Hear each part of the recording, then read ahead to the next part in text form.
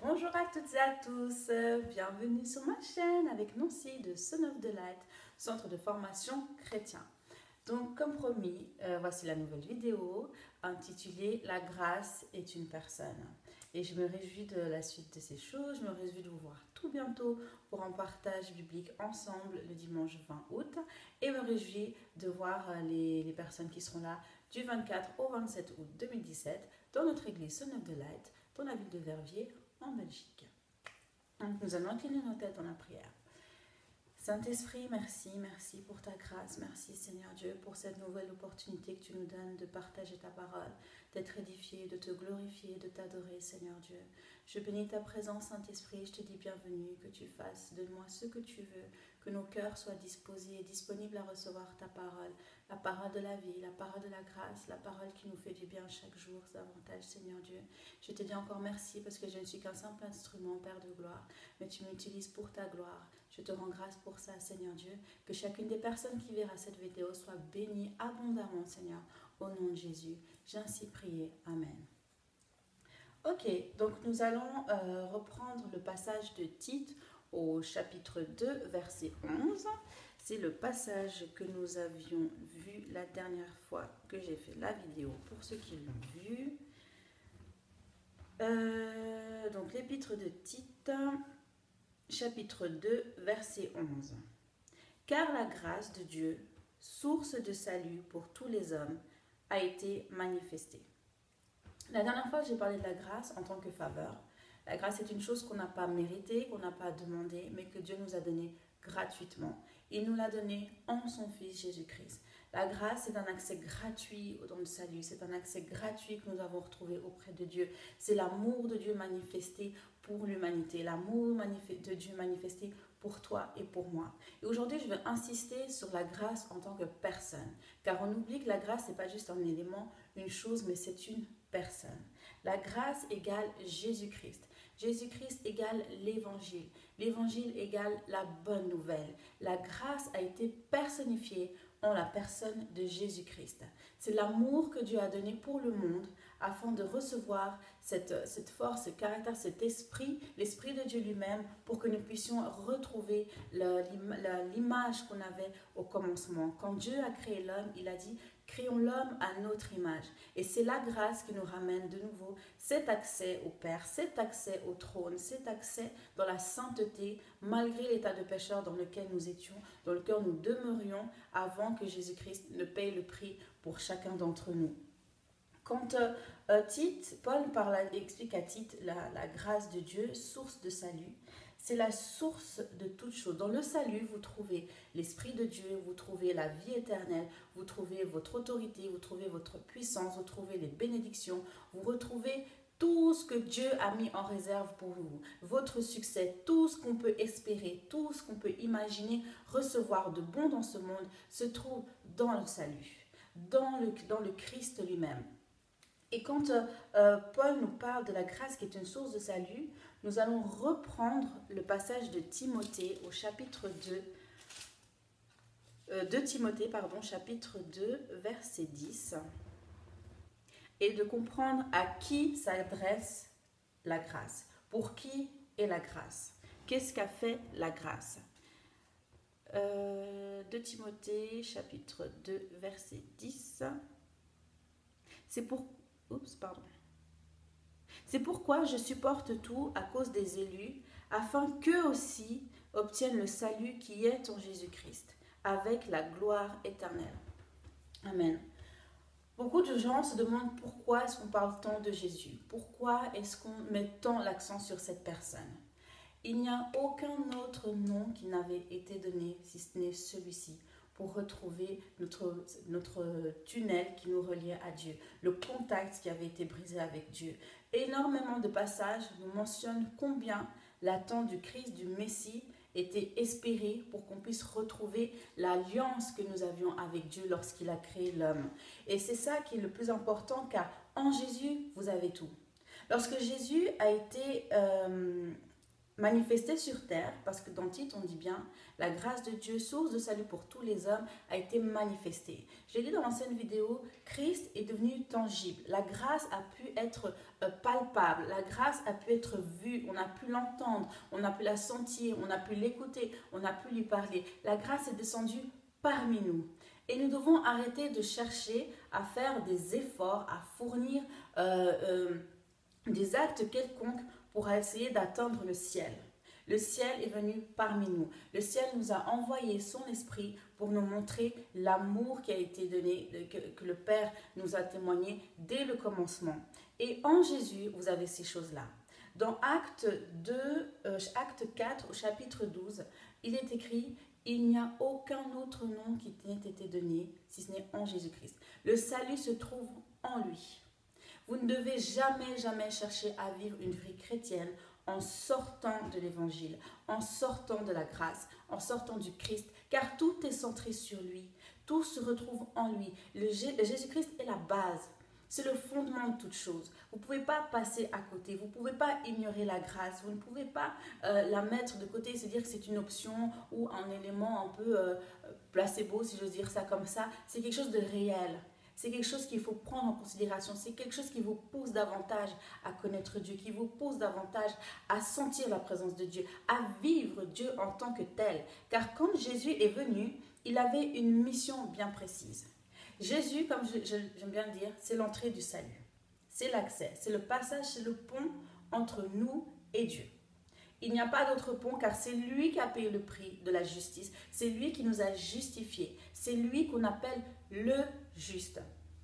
Et on va prendre le passage de 1 Timothée 2,5.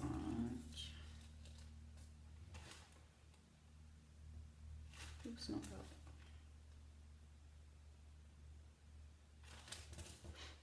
Timothée 2, 3 à 4.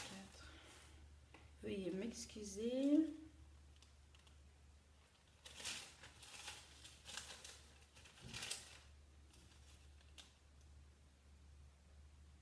Nous allons y arriver. 2 à 5.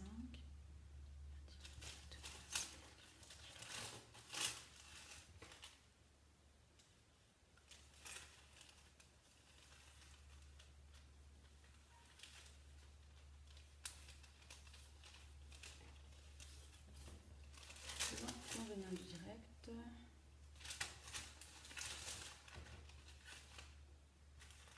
Ah voilà, le médiateur. 1 Timothée chapitre 2, versets 3 à 5. Cela est bon et agréable devant Dieu notre Seigneur, qui veut que tous les hommes soient sauvés et parviennent à la connaissance de la vérité. Car il y a un seul Dieu et aussi un seul médiateur entre Dieu et les hommes, Jésus-Christ, homme, qui s'est donné lui-même en rançon pour tous. Donc on a été jusqu'au chapitre 6. C'est là le témoignage rendu en son propre temps et pour lequel j'ai été établi prédicateur et apôtre. Amen. On va s'arrêter au verset 5, pardon. Donc là, on voit qu'il y a un seul médiateur entre Dieu et les hommes, c'est Jésus. Il n'y a pas un autre nom qui n'ait été donné si ce n'est Jésus. Voilà pourquoi ce nom a autant de puissance. Voilà pourquoi ce nom a autant de pouvoir. Voilà pourquoi ce nom est le nom auquel vous devez vous attacher. Quand on parle de Jésus-Christ, Christ ne s'agit pas, et même moi je pensais que c'était le cas, d'un surnom ou d'un nom de famille ou d'un nom qui s'attache à Jésus, comme c'est comme ça. Non. Christ est la fonction de Jésus.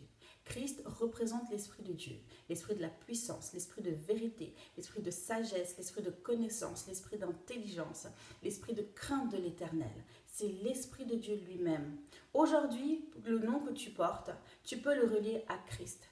Quand je me regarde, j'apprends à me regarder non plus en tant que Nancy, Kwamousou, mais en tant que Nancy Christ. Parce que c'est là mon identité, c'est là d'où je tire ma force, c'est là d'où je trouve la grâce, mon identité spirituelle, où je me découvre dans la nature que Dieu m'a donnée. Le Christ, c'est l'Esprit de Dieu qui a été donné en tant qu'héritage. C'est votre héritage.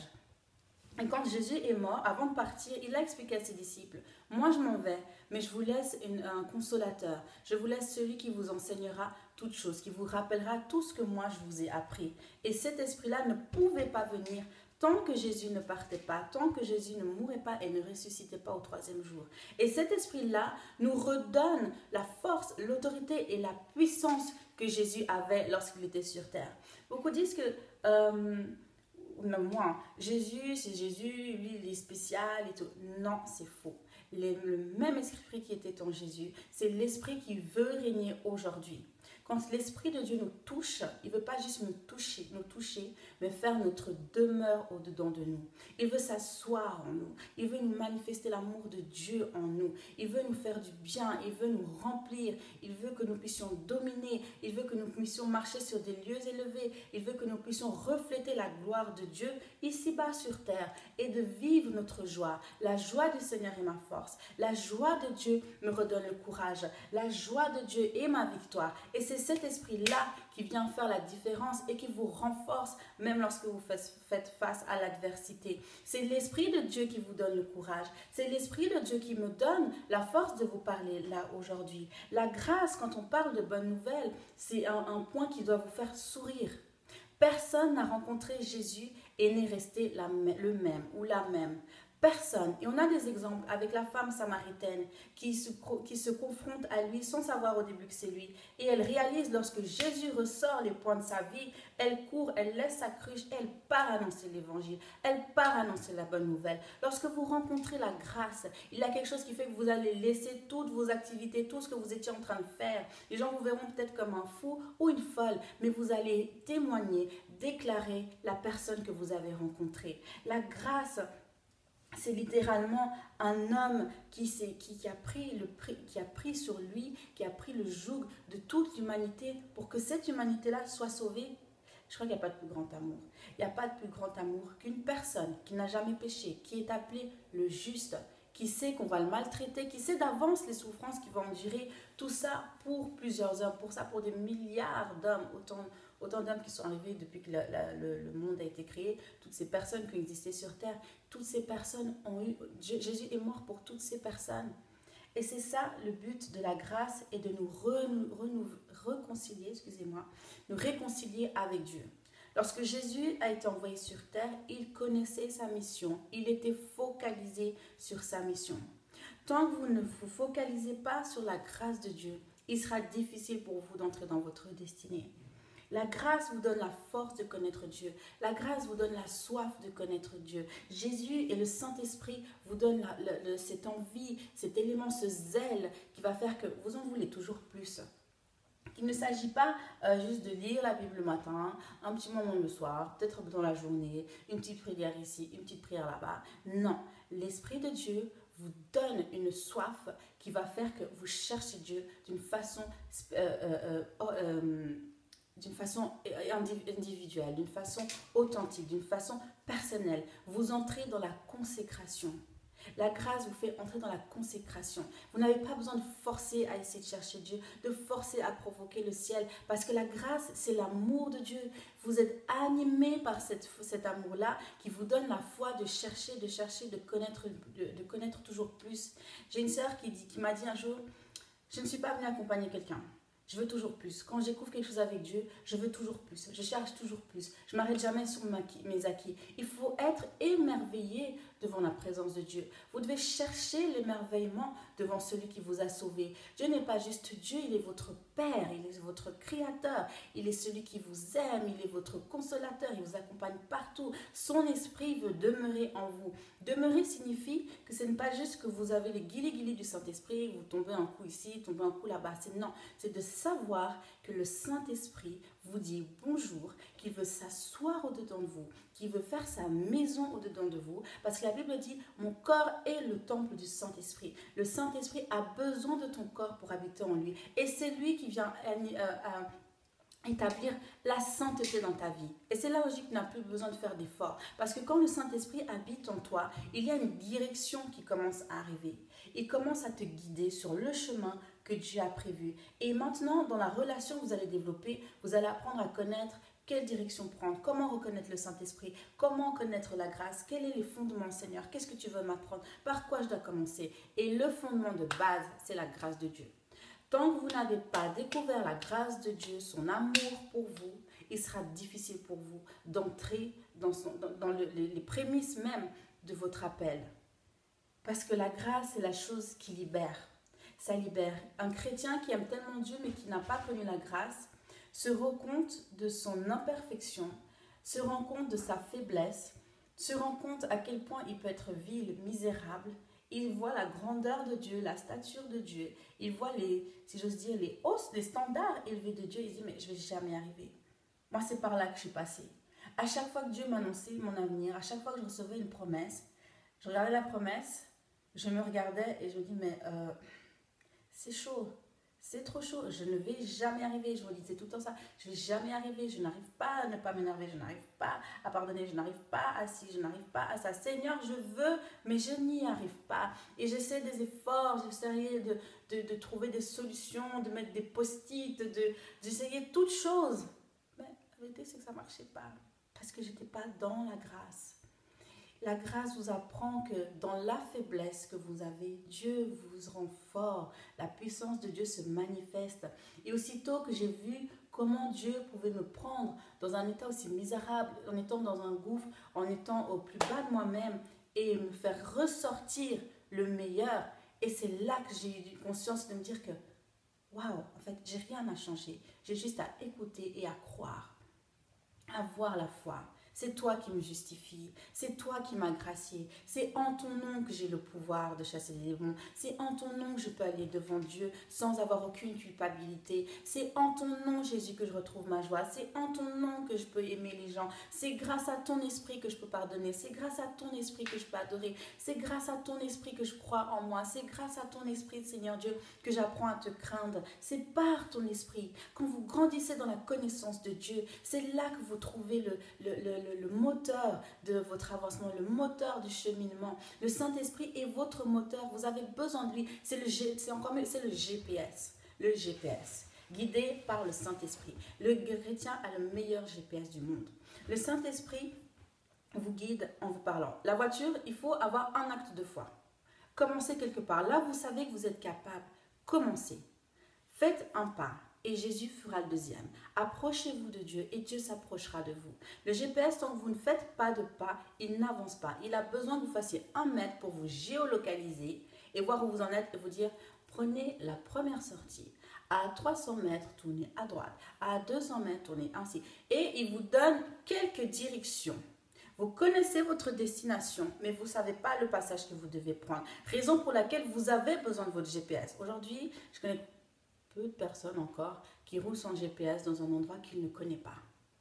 Et c'est là l'importance du développement de votre relation avec le Saint-Esprit, parce que le Saint-Esprit vous guide en toutes choses, dans votre vie professionnelle, dans votre ministère, dans votre appel, dans votre destinée, pour votre famille, pour votre mari, pour votre femme, pour vos enfants, pour toutes choses, le Saint-Esprit désire ardemment être là avec vous.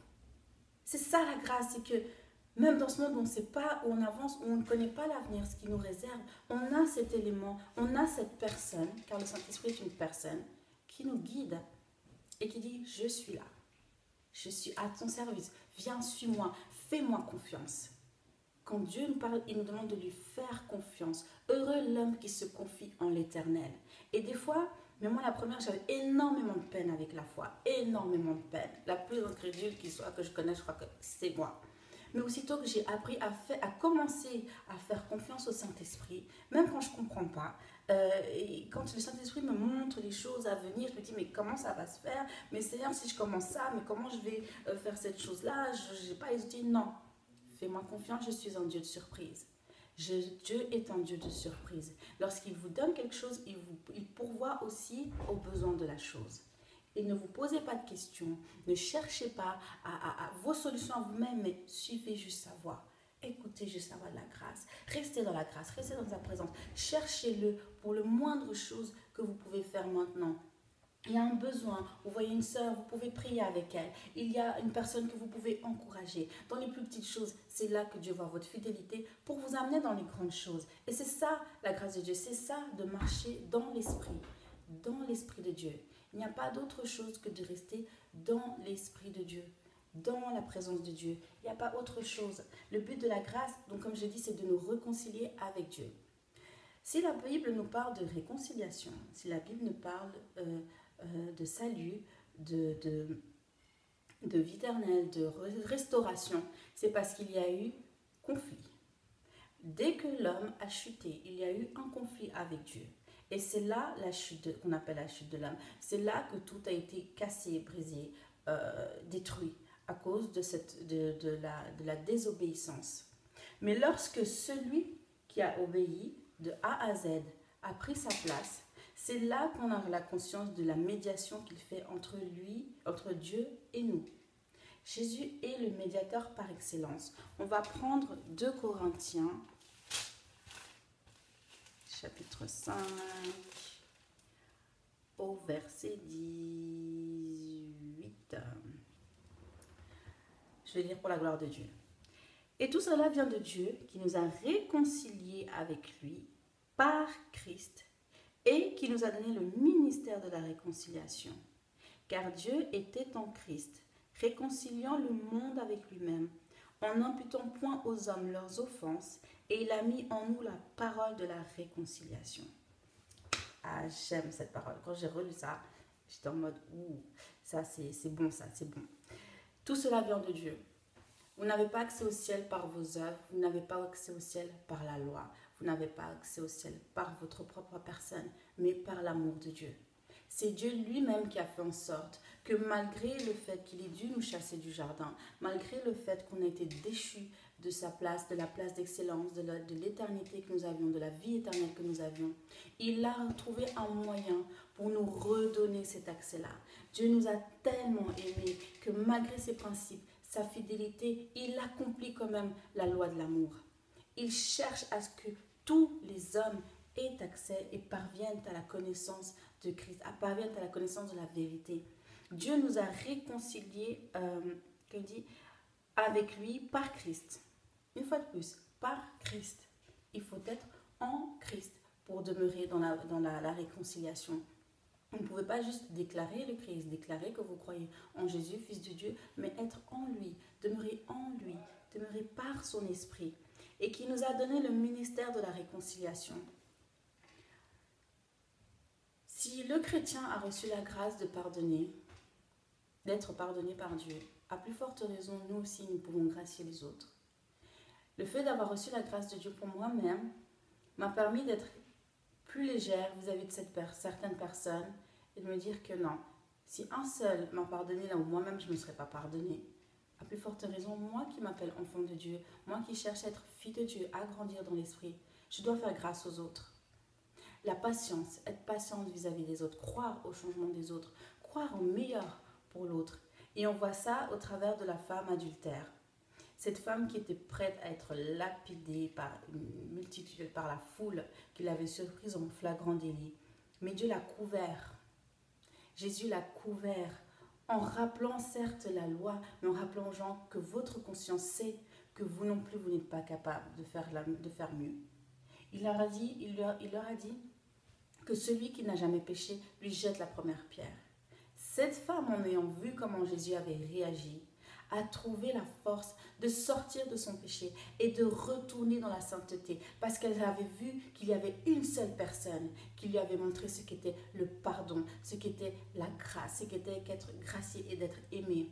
Et cette même femme, plus tard, va retrouver Jésus, lui verse du parfum sur ses pieds, les essuie avec ses larmes, les essuie avec ses cheveux et montre, elle baise les pieds de Jésus, ce qui manifeste que, oh mon Dieu, tu m'as tellement aimé, oh mon Dieu, tu as fait ça pour moi, à moi de te rendre l'appareil. Quand vous recevez la grâce et l'amour, vous avez envie de redonner.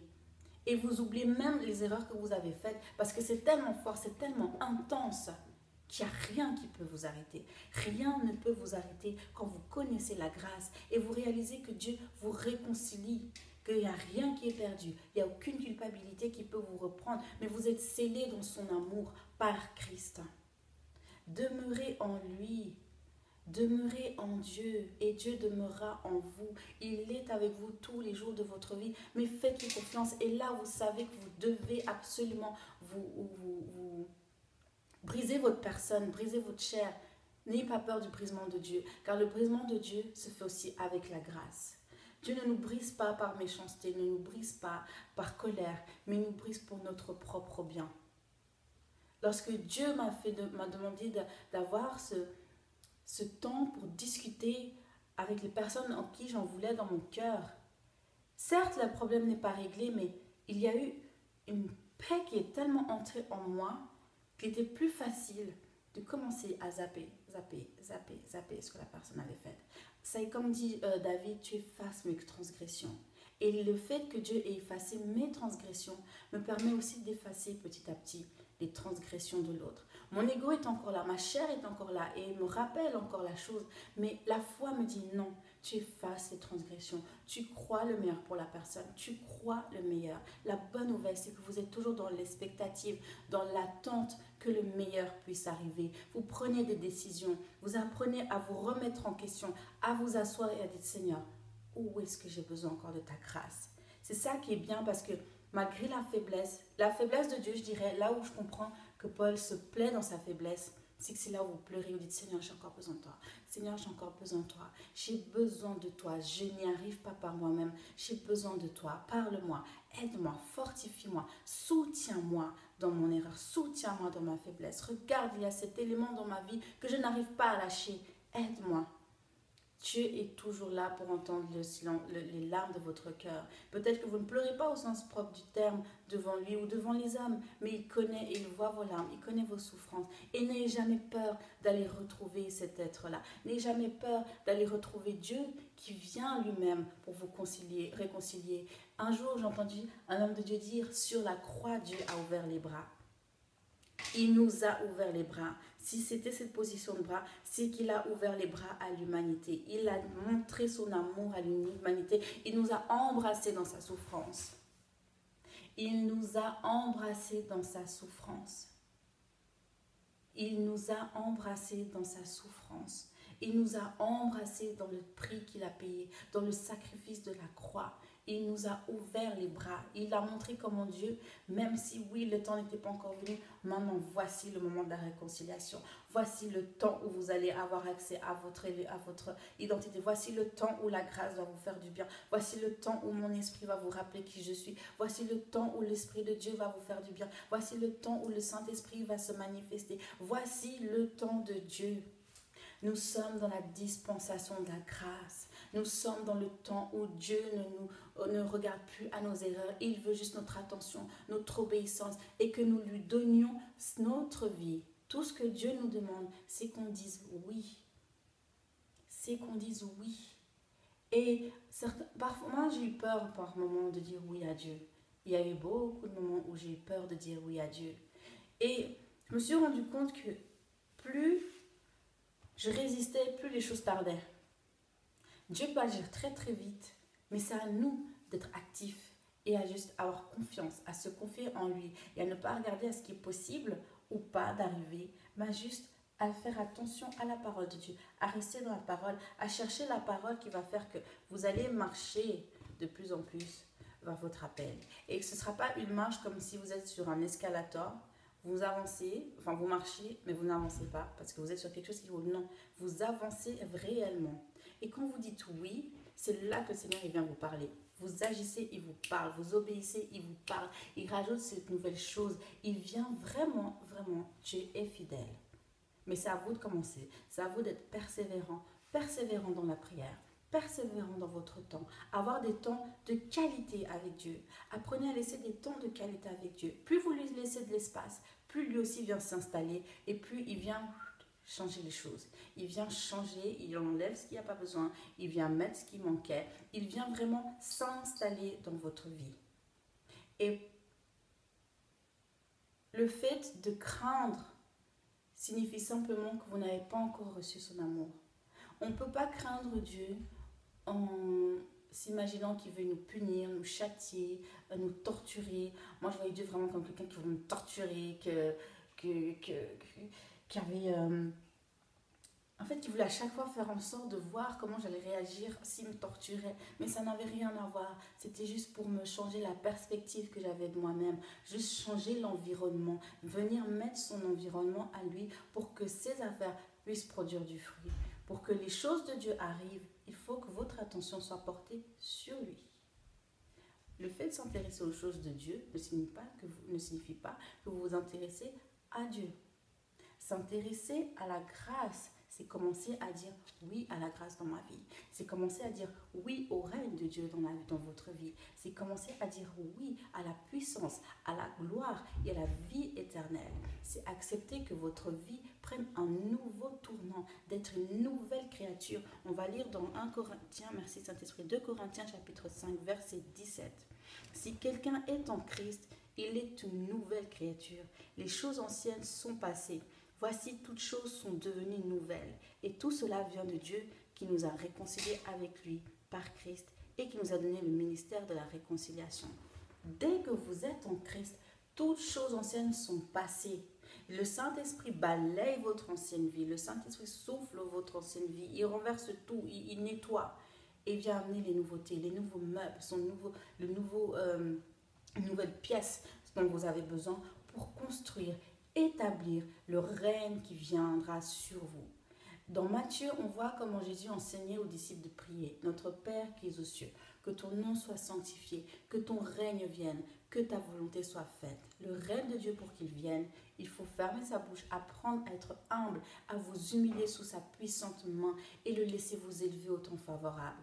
L'humilité, c'est quelque chose d'important. Soyez toujours humble devant vous, devant lui, soyez humble avec vous-même, soyez humble avec les autres, soyez prêts à toujours prendre en considération les conseils de Dieu, le conseil que l'Esprit vous donne, le conseil de la parole de Dieu, car c'est là où vous trouvez votre succès.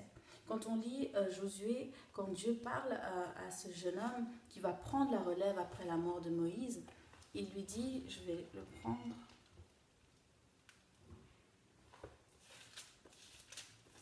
Josué au chapitre 1, verset 5. Josué 1, 5. Nul ne tiendra devant toi tant que tu vivras. Je serai avec toi comme j'ai été avec Moïse. Je ne te délaisserai point, je ne t'abandonnerai point. Fortifie-toi et prends courage, car c'est toi qui mettras ce peuple en possession du pays que j'ai juré à leur père de leur donner. Fortifie-toi seulement et aie bon courage, en agissant fidèlement selon toute la loi que Moïse mon serviteur t'a prescrite. Ne t'en détourne ni à gauche ni à droite afin de réussir dans tout ce que tu entreprendras. Que ce livre de la loi ne s'éloigne point de ta bouche. Médite-le jour et nuit pour agir fidèlement selon tout ce qui y est écrit, car c'est alors que tu auras du succès dans tes entreprises. C'est alors que tu réussiras. C'est dès le moment, là on parle de la loi, aujourd'hui nous avons le Saint-Esprit qui nous guide et qui nous donne des directions précises et claires. Prends seulement cette direction. La méditation, ce n'est pas seulement le moment où vous lisez la parole, mais c'est que cette parole continue à cogiter dans votre tête durant votre journée, durant tout ce que vous faites, elle vous rappelle. La méditation vous permet, la lecture de la parole vous permet qu'au moment de l'épreuve ou au moment où il y aura ce besoin-là, de vous souvenir de la parole de Dieu qui va vous aider et vous exercer dans ce que Dieu vous attend de faire. Ne vous en détournez pas. Et aussitôt que vous obéissez, c'est là que vous voyez le succès, c'est là que vous voyez le fruit de votre travail, c'est là que vous voyez comment Dieu veut agir avec vous, c'est là que vous commencez à comprendre le fonctionnement de Dieu. Le fonctionnement de Dieu n'est jamais logique avec le fonctionnement de l'homme. Le fonctionnement de Dieu est complètement fou pour une personne qui demeure dans la chair. Mais pour une personne qui grandit dans l'esprit, c'est là que vous commencez à comprendre la pensée de Dieu pour vous. Mais vous devez apprendre à dire oui et à ne pas faire vos calculs. Moi, je suis une calculatrice. J'étais vraiment une calculatrice. Si Dieu a dit ça, alors il doit se passer ça. Si Dieu a dit ça, alors je pense qu'il faut prendre cette direction. Parce que Dieu peut agir plus vite que ce que vous croyez. Dieu peut agir avec d'autres outils. Dieu agit toujours d'une façon folle. Tout ce que vous devez faire, c'est vous fortifier, prendre courage et agir fidèlement. Soyez fidèles dans la présence de Dieu. Soyez fidèles lundi, soyez fidèles mardi, soyez fidèles mercredi, soyez fidèles jeudi, soyez fidèles vendredi, soyez fidèles samedi, soyez fidèles dimanche. Ce n'est pas juste le dimanche, le jour du Seigneur, c'est à tout instant. Le matin, réveillez-vous, dites bonjour au Saint-Esprit, remerciez le Saint-Esprit. Le soir, dites-lui bonjour, rappelez-lui les bienfaits que vous avez vus durant la journée. C'est tous les jours, H24, que l'Esprit de Dieu veut être en relation avec vous. Restez connectés. La connexion, ça s'apprend. Ça s'apprend. Ça se développe. Au début, c'est dur. Et j'apprends encore. J'apprends encore à rester connecté avec le Saint-Esprit. J'apprends encore. Mais plus vous allez, plus on s'exerce, plus on va s'exercer ensemble, plus je vais m'exercer avec vous, plus nous verrons les fruits de l'Esprit se manifester, plus nous verrons notre identité se voir. On se découvre comme ça. Persévérer dans la prière, persévérer dans la présence de Dieu, persévérer dans l'encouragement, persévérer dans ce que vous savez faire, persévérer à chercher Dieu, à chercher la grâce, à avoir soif de lui, soif de sa présence, soif à être enjaillé quand vous parlez du Saint-Esprit. Moi, quand je parle du Saint-Esprit, maintenant, je suis enjaillée parce que j'apprends à faire de lui mon meilleur ami, j'apprends à faire de lui mon essence, le but, le centre de ma vie, le Saint-Esprit. Le Saint-Esprit. Je cuisine, le Saint-Esprit. Je regarde, je me maquille, Saint-Esprit, aide-moi à me maquiller. Je me coiffe, Saint-Esprit, aide-moi. Dans toutes choses, j'apprends à mettre le Saint-Esprit devant moi. J'apprends à le consulter. Je l'apprends aux enfants. Je l'apprends à mes cousins qui sont là. Et je leur apprends à prier. Je leur apprends à dire bonjour le matin, Saint-Esprit. Quand ils se posent des questions, mais qu'est-ce que je devrais faire? Je dis, demande au Saint-Esprit. Demande-lui. Plus vous le considérez, plus il va prendre plaisir et il va prendre sa place en vous. Il va vous surprendre un jour, vous n'y attendez pas, mais vous devez croire. Vous devez avoir la foi. Vous devez garder cette bonne nouvelle qu'un jour, Dieu est le rémunérateur de ceux qui le cherchent. Cherchez-le avec votre cœur, cherchez-le avec votre soif, cherchez-le chaque jour et attendez-vous, parce qu'il y a à le chercher et à s'attendre aussi à ce qu'il arrive. Soyez patient dans sa présence. Il est fidèle. Il est littéralement fidèle. Il a la vie au-dedans de lui. La vie se trouve en lui. Malgré les problèmes, malgré les fardeaux que vous pouvez vivre, la grâce est là pour vous sortir de chaque circonstance. Chaque circonstance. Et c'est là qu'on dit qu'on peut vivre dans ce monde où le malheur prend la place, domine. Mais parce que vous, celui qui est en vous est plus fort que celui qui est dans ce monde. Que vos problèmes ne vous dominent plus. La bonne nouvelle, c'est que vos problèmes ne vous dominent plus. L'évangile vous aide à prendre le dessus sur vos problèmes. L'évangile vous apporte la solution à vos problèmes. L'évangile vient déposer en vous quelque chose de spécial. De spécial. C'est ça notre rôle du chrétien. Ce n'est pas juste d'avoir un ministère, mais c'est d'annoncer l'évangile. Il y a un tas de gens qui sont perdus, un tas de gens qui ont besoin de la parole, un tas de gens qui ont besoin de recevoir. J'ai besoin de recevoir, vous avez besoin de recevoir. Et lorsqu'on reçoit, on ne peut que donner. On ne peut que donner. On ne peut que redonner aux autres. On ne peut que fortifier les autres. Parce que la force que Dieu donne, c'est incomparable à la force que vous avez en vous-même. La force que Dieu vous donne, la joie de vivre que Dieu peut vous donner, n'a rien à voir avec la joie que ce monde peut nous donner. Jésus a dit, je suis venu pour vous donner la paix. Je vous donne ma paix. Je ne vous donne pas comme le monde donne. La paix de Dieu surpasse toute autre chose. La paix de Dieu est incomparable avec la paix que vous trouvez à l'extérieur. Vos parents peuvent vous aimer, vous apporter une certaine sécurité, etc. Ils font au maximum de leurs moyens. Mais la sécurité de Dieu, l'amour de Dieu, l'assurance, être couvé par ses bras, c'est une autre dimension. Et c'est à ça qu'il vous appelle à vivre. C'est à ça qu'il vous demande de croire à cette chose-là. Faites-lui confiance. Il a besoin de vous. Il est le chemin, la vie et la vérité. Le chemin, l'accès, il faut commencer par prendre le chemin. Apprenez sur ce chemin. Recevez cette vérité. Recevez cette parole. Recevez ce qu'il vous donne. Bras ouverts. Acceptez que vous êtes qui vous êtes et que c'est lui qui vous taille. C'est lui qui va vous affermir. C'est lui qui vous fortifie et vous rend inébranlable. Il vous rend inébranlable. Quand vous avez rencontré Christ, vous savez que vous savez que vous savez que vous savez que vous l'avez rencontré. Et aucune circonstance ne pourra venir renverser ça. Parce que c'est plus fort que tout. C'est plus fort que tout. Et là, vous auriez dû être abattu. Les gens vous voient fort et ne comprennent pas. Mais c'est parce que vous avez compris d'où vous tirez votre force. La source de votre salut, la source de votre force se trouve en Jésus. Et lorsque vous acceptez de demeurer avec Jésus, c'est là qu'il fait la différence. Et qu'il vient demeurer avec vous. Il se montre fidèle et il marche tous les jours de votre vie auprès de vous. Tous les jours. Il dit dans Josué, je ne t'abandonnerai pas, je ne te délaisserai point. Quand la peur vient en moi, je me rappelle ça, tu ne m'abandonneras pas. quand j'ai l'impression d'avoir raté quelque chose, et non Seigneur, tu avais dit, tu serais avec moi dans tout ce que j'entreprendrai. Faites confiance à Dieu. Il a besoin de votre confiance, il a besoin de votre corps. Il n'y a rien de compliqué, aucun effort à faire, mais de comprendre la grâce. Comme je l'ai dit dernièrement, il y a énormément de choses à dire dans la grâce. Et c'est pourquoi j'insiste sur ce thème, j'insiste sur ce passage, parce que j'en apprends encore davantage tous les jours. Chaque fois qu'il y a quelque chose, une vidéo même que j'ai regardée et regardée et regardée, m'apprend encore de nouvelles choses dans la grâce. Quand j'ouvre la parole et que je médite plus seulement les épîtres, mais que j'entre dans les évangiles et que je vois que les choses se relient et je prends plaisir parce que je me dis waouh, je commence à comprendre. Mais j'ai encore pas compris. J'ai encore pas compris, j'ai encore un tas de choses à apprendre, Seigneur. Il y a encore un tas de choses que tu dois briser en moi. Mais j'apprends à aimer le brisement. Même si quand je prie, Seigneur, brise-moi, je peux un peu grimacer parce que je me dis qu'il y a quelque chose là que je ne vais pas aimer faire. Mais je sais qu'en obéissant, être agréable à Dieu. Être agréable à Dieu. Offrez-vous en sacrifice vivant. Pardon, je vais lire ce passage de Galates.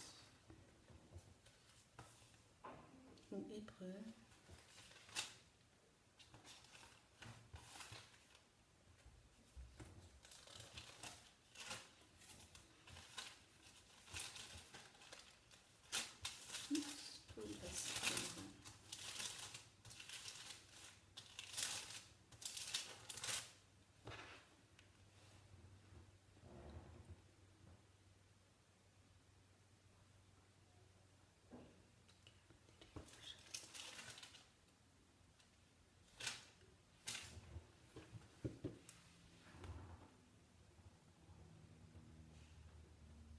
Sacrifice vivant, saint et agréable.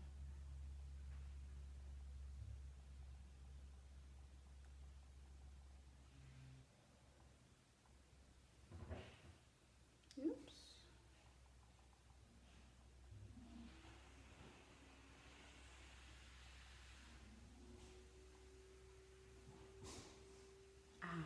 Je vous exhorte donc, frères, Romains 12:1, par les compassions de Dieu, à offrir vos corps comme un sacrifice vivant, saint, agréable à Dieu, ce qui sera de votre part un culte raisonnable.